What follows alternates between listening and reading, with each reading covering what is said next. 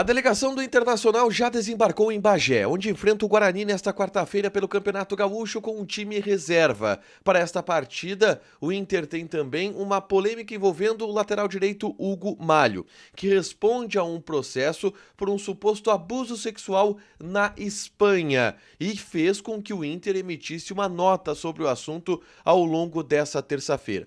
A gente fala também sobre o título sub-17 conquistado pelos garotos do Internacional, com uma dupla de meias que vem chamando a atenção.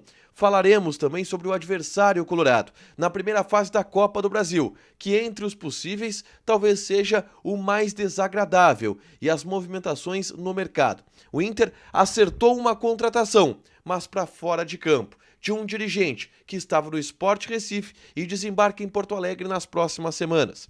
Esse é o Diário do Inter KTO desta terça-feira, 30 de janeiro de 2024.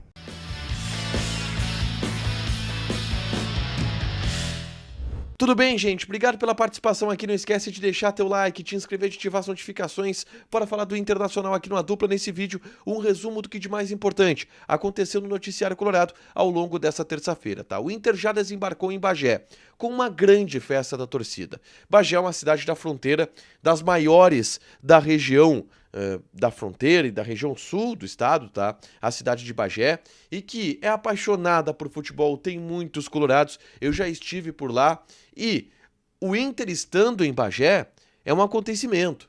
E a galera fez uma festa linda para o Internacional. Centenas de torcedores nas ruas, e o estádio Estrela d'Alva vai estar bonito nessa quarta-feira com milhares de torcedores também colorados para essa partida pelo Campeonato Gaúcho, tá?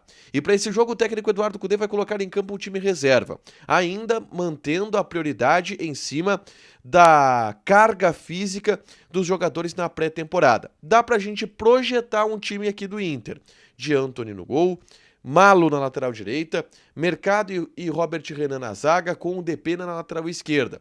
Meio campo de Rômulo, Campanharo, Johan e Gabriel Barros. Na frente, Pedro Henrique e Luiz Adriano. Uma equipe reserva. Esse é um provável time do Inter para encarar o Guarani de Bagé no Estrela d'Alva, quarta-feira, 4h30 da noite, tá? 6h30 da noite, perdão.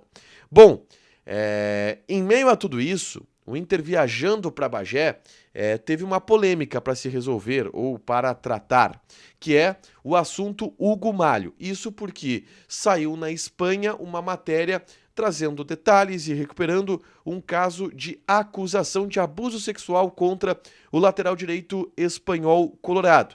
Isto da época em que ele jogava no Celta de Vigo. A situação é a seguinte: em uma partida do Celta de Vigo, o Hugo Malho, no momento em que cumprimentava os jogadores adversários, cumprimentou também a mascote do clube adversário, que era o Espanhol de Barcelona.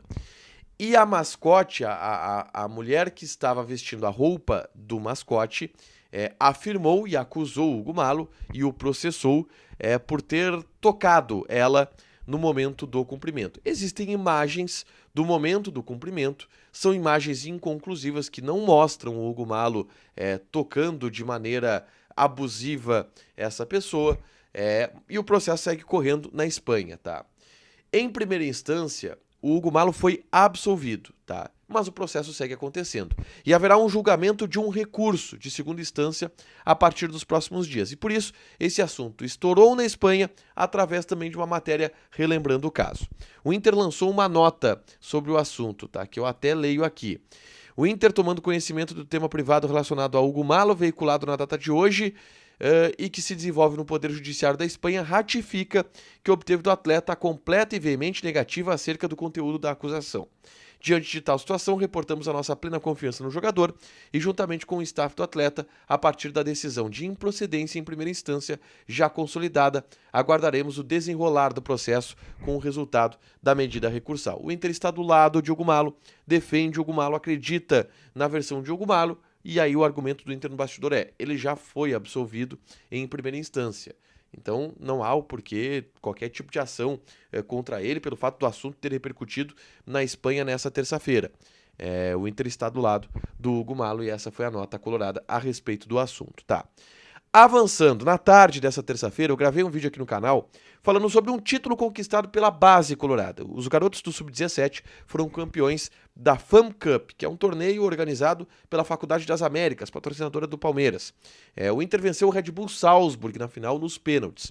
E o grande destaque desse time Sub-17 é uma dupla de meio-campistas muito talentosos. O Gabriel Carvalho e o Iago Noal. Os dois têm 16 anos de idade, eles são nascidos em 2007 e fazem chover no time sub-17 do Internacional. Eu mostro nesse vídeo um gol contra o Palmeiras, com a participação do Iago Noal, com a participação do Gabriel Carvalho, participações maravilhosas. Para vocês terem uma ideia de quem são esses jogadores que talvez sejam as duas principais joias sendo trabalhadas no Internacional nesse momento, tá? Só clicar aqui em cima para assistir.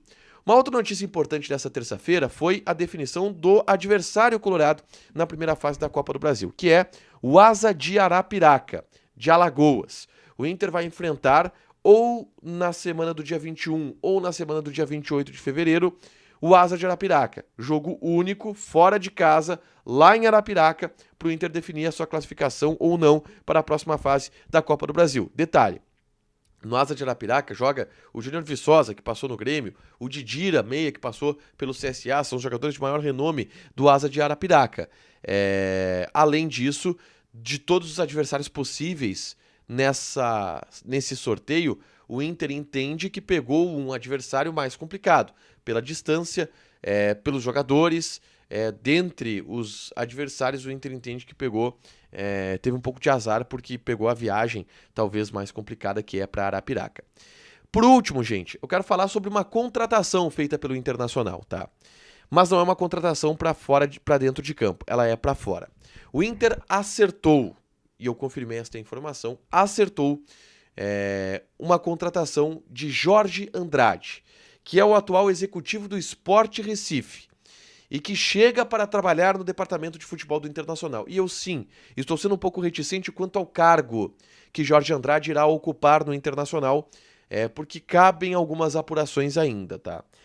A tendência é que Jorge Andrade chegue para ser executivo de futebol do Inter, para trabalhar ao lado de Magrão, tocando as coisas envolvendo o Internacional. Não só de mercado, até porque o Inter está já em uma reta final de mercado de transferências, mas sobre todos os processos administrativos do departamento de futebol do clube, tá?